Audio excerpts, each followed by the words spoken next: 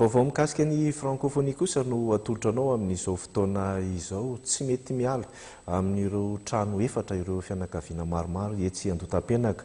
Ireo trano ireo moa dia izay tokony hanorenana ny fotodrafitrasa izay andraisana ireo mpivory amin'ny volana novambra ho avy izao, ary raha ny fandehany raharaha dia nampiakatra izany teo nivon'ny fitsarana izy ireo.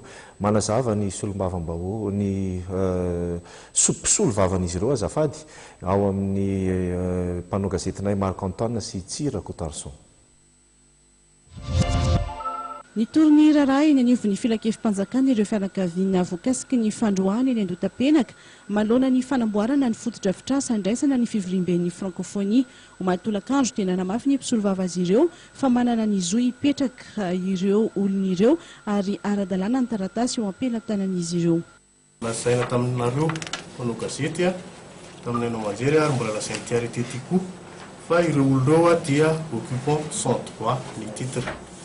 Kanefa izay filazana zay dia diso tanteraka mihitsy. Ny antony efa nanomboka tamin'ny taona 9 ireo olonireo no napetraky ny fanjakana teo araky ty décision izay asehoko anareo ty. Mpiasan'ny ministère ny élevage daholo izy ireo, médecin vétérinaire avokoa, misy dokotera anankiray.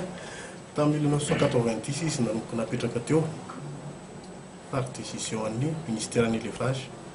Nanomboka tamin'ny 1990 ihany koa nanomboka nanapahana ny karamany 5% ho tambony fipetrahany eo sy ny fampiasany an'io tany io. Taty aoriana tonga ny 2010 dia mbola namafisany ministre ny élevage tamin'izany izay mbola ministre ao amin'ny gouvernement tamin'izao fotoana izao indray izay fipetrahan'ireo olon'ireo teo zay ary nampiny ary pouvoir de disposition ho an'ireo olon'ireo ho amin'ny ampahany. Izany hoe efa raha io taratasin'ny ministre ny élevage tamin'izay fotoana izay io no raisitsika dia efa lasan'ireo olon'ireo mihitsy ary io tany io satria efa nanana ny pouvoir de disposition amin'ilay tany.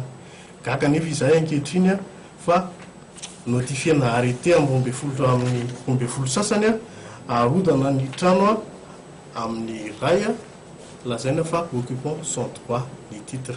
Noho izany indrindra dia iverin'izy ireo fa tsy tokony hisy ny fandrodanan'ireo trano efatra sisa mbola miangana mandra-pamoahany filakevim-panjakana ny didy momba ity raharaha ity.